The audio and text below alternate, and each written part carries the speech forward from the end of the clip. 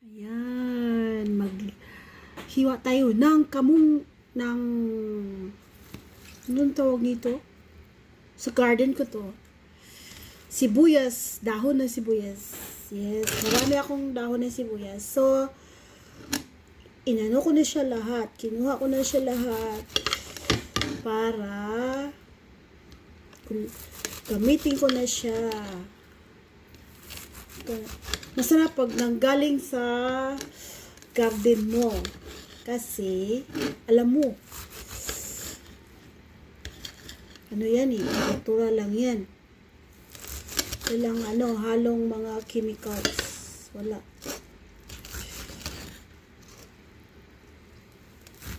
Walang mga ano mo, mga leftover mo na, yung mga natural lang na